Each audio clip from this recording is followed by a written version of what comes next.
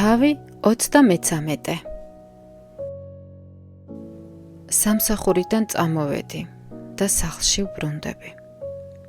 ბრიტმარი შეხვეულ ხელს იფხანს. შენ ალბათ ვერაფერს ხვდები, მაგრამ კენტის გვერდით უნდა ვიყო. ადამიანს სახლი სჭირდება. იმას არ გულისხმობ, რომ შენც აუცილებლად სახლში უნდა ცხოვრობდე. ეგ ჩემი საქმე არ არის. თუმცა დარწმუნებული ვარ, შესანიშნავი სახლი გექნება. იატაკზე ჩაცოცხული ვირთხა თეფშს ისე უყურებს, თითქოს მან კუდზე ფეხი დაადგა და იდიოტი უწოდა. ეგ არაკისის კარაქია. ეს კი ნუტელა. ამაყად ამბობს ბრიტმარი. სუპერმარკეტში სნიკერსი გაუთავდათ, მაგრამ გამყიდველმა მითხრა ნუტელა თითქმის იგივეაო. ჯერ კიდევ ღამეა. უცნობს არ გახარებია ასე გვიან რომ გამოაღვიძეს, მაგრამ ბრიტმარიმ აივანზე მარტო ჯდომას ვერ გაუძლო. თან ვირთხასთან დამშვიდობება უნდოდა. უცნობმა პიცერიაში შუქი ჩააქრო და იმ იმედით დაწვა, რომ ბრიტმარი ცოტა ხანში ისევ არ მოადგებოდა კარზე. მაგისტრალიც არიელია. ბრიტმარი სოდით გაზავებული კარტოფილის წვენით ხეხავს ნიშნობის ბეჭედს, რაც საუკეთესო საწმენდის საშუალებაა. გერმანელებთან შეხვედრის წინ კენტი ისე ნერვიულობს, ბეჭედი ტუმბაზე რჩება ხოლმე და ბრიტმარი მასაც საგულდაგულოდ აპრიალებს.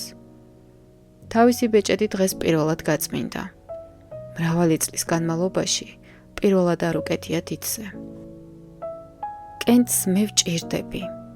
ადამიანისათვის აუცილებელია მისი არსებობა ვინმეს სჭირდებოდეს. ეუბნება ვირთხას. ნეტავს სხვა ვირთხებით უსხედან ღამღამობით სამზარეულოში და ამ ცხოვრებაზე მსჯელობენ. სამი მითხრა, ვიცი ბავშვებს არ მიატოვებო, მაგრამ სადაც არ უნდა წავიდე, ვიღაცის მიტოვება მაინც მომიწევს. ამიტომ ჯობს ადამიანის სახლში დარჩეს და ძველებურად გააგრძელოს ცხოვრება.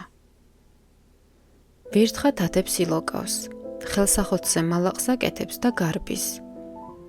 იქნებ ბრიტმარის ლაგლაკი ყელში ამოუვიდა. აბა რატომ ბრუნდება სამზარეულოში ყოველ საღამოს?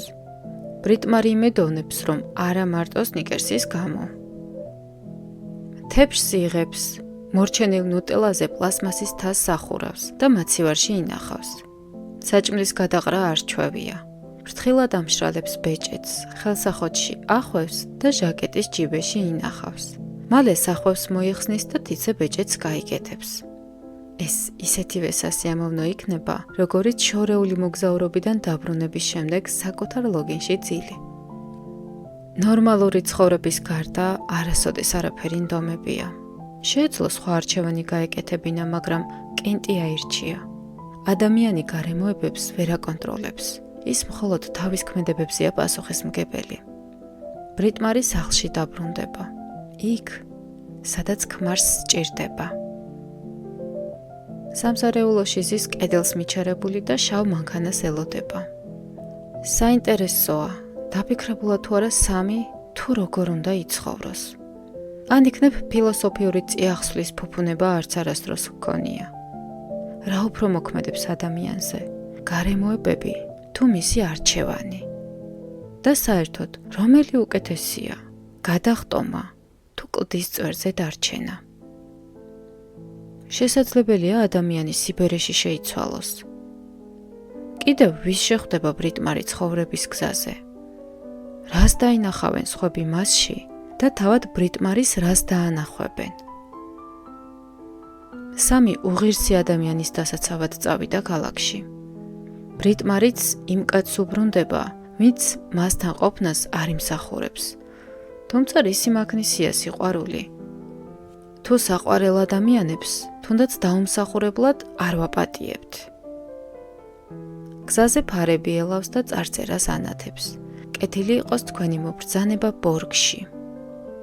მანქანა ავტობუსის გაჩერებასთან ანელებს სვლას და ავტოსადგომზე შემოდის. ბრიტმარი უკვე ღია კარში დგას. მოგვიანებით გაირკვა, რომ გამთენიისას მაგნუსს ბართან რამდენიმე ახალგაზრდა დახვდა. ერთი მათგანი დანას იქნევდა და სამი წინ გადაუდგა. მანქანა ჩერდება. ძრავა ჩუმი ოხრით იტიშება. ფარები ქრება. პიცერიაში შუქი ინთება.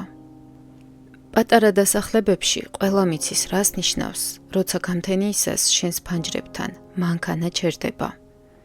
ეს ცუდის ნიშანია. უცნობი ტალახში მოაგორებს ეტლს და პოლიციელის დანახვისთანავე ადგილს ეყინება. სვენს ორივე ხელით უჭირავს ქუდი. ქვედა ტუჩი სიმწრით დაუკბენია. მისი სასოწარკვეთილი სახე ყველაფერზე მეტყველებს. შეძრწუნებული ბრიტმარი კივის და სამუდამოდ გამქრალი ადამიანის წონის ქვეშ ორად მოკეცილი მიწაზე ემხობა.